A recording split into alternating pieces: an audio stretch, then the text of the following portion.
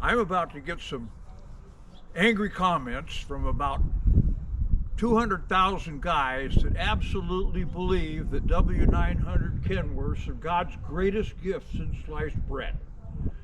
Now, the first thing I'm going to tell you is they are very high quality trucks. I am not saying they are junk.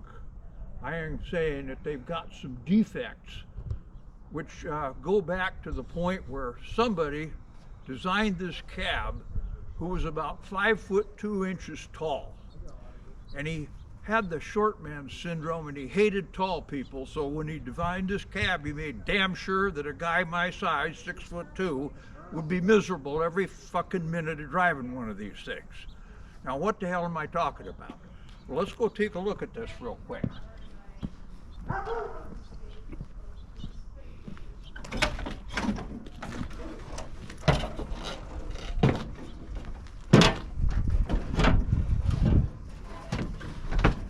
Come on over where we can see. Okay, that's good. You get the whole cab in? Yep. All right. Now, this cab, you keep in mind that Kenworth knows that every inch they can shorten this truck, they save about 200 pounds in weight. So, when they designed this cab, they made sure it didn't take up any more space than it absolutely had to. So, basically, I'm sitting here, and I'm so close to the dash, I'm bolt upright, just like I'm driving a cab over or a bus. But the pedals are laid out as if I were in a conventional. So they are at an oddball total angle. If you look at my foot trying to do this accelerator, see, the toe board is at an angle for a conventional, but the seat is set up so I'm driving a cab over. This fucking hanging clutch totally sucks. The clutch that goes down through the floor is far better. The monkey motion that's involved in this has all sorts of little faults where it can break and it could quit working. So why do we need a hanging clutch? The accelerator pedal, look at that angle. Look at that thing. Where I can't get my foot on it like that unless it's all the way to the floor. That's the only way I can put my foot on the whole accelerator. Otherwise I'm driving it with my toe. So, take a look at that window handle right there. Now, when you're in a tight spot with manual steering and you're reefing on the wheel as hard as you can to get out of a tight spot, that son of a bitch is exactly lined up with your funny bone. And I can tell you that there were some times it brought tears to my eyes. I hit that sucker so hard. The other thing they came up with a few years after this one is they didn't put toggle switches in, they put rocker switches in. Now, a toggle switch you can feel around in the dark while you're bouncing down the highway, and you can find out which toggle you want pretty easy. A lot of guys put a little extension on the tail lights and the clearance lights and the headlights so they can signal other truckers. Well, when they put rocker switches in here, you can't put a little extension on them. You can't tell one from the other. And there's a whole line of rocker switches. And you're bouncing along the freeway in the middle of the night and some guy passes you. And you want to blink the headlights and you end up blinking the clearance lights. Or you turn them off. And then you're fumbling around to turn the fucking rocker switch back on. And somebody, you want to signal somebody after you passed them, they let you know that you passed them, and you want to blink the taillights a couple times, you end up turning the headlights off, and then you're fumbling around for that rocker switch and turn the headlights back on. They were horrible things. Well, anyway, the other thing I hate is these fucking bulkhead doors. They came out with these with the W900. I am not a structural engineer, but it wouldn't surprise me if they were part of the structural stability of the cab, because they fit so tight that if you are closed in and you get in a spot where the frame is racked a little bit, like you got one wheel up on a lump or something, you got to kick and fight and cuss and get these doors to unopen because they bind up in this framework when the truck is on unlevel ground. It's very frustrating. Now, from an aesthetic point of view, here and look at this.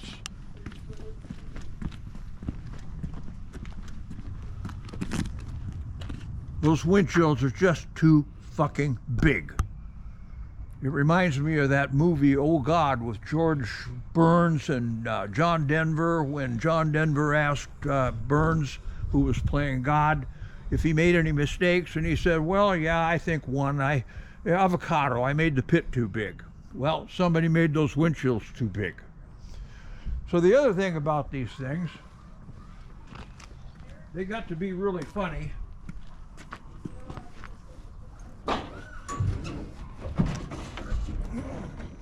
Don't want to lose my boot there, do I? See, about the time they started building these W900s, the bean counters started telling the engineers what they could and couldn't do. So previously, with a hood like this on a different brand of truck, there's a nice little junction block here where you can disconnect the wires, and then you pull the hood off to repair it. Well, these are junction blocks here, but they're riveted. You can't undo them. You're just stuck.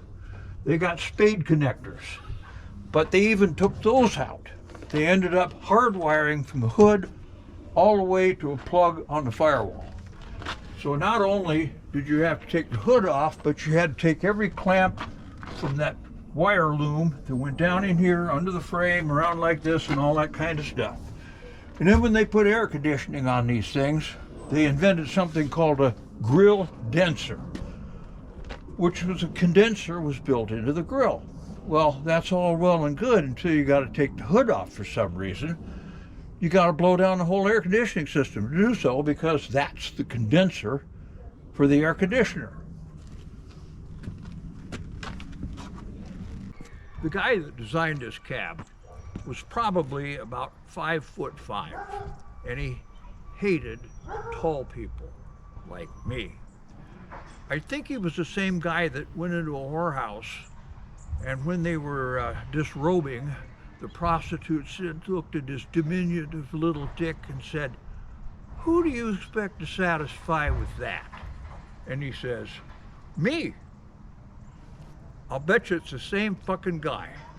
Oh, I forgot to mention, the proprietary driver's seat that they put in these when they were built had a lumbar curve in them that was about 9 inches from the back of the cab, which is the seat that I just showed you was an aftermarket seat, and I was miserable in that. But in the original Kenworth driver's seat, it was horrible. It was like a monkey fucking a football trying to drive this thing.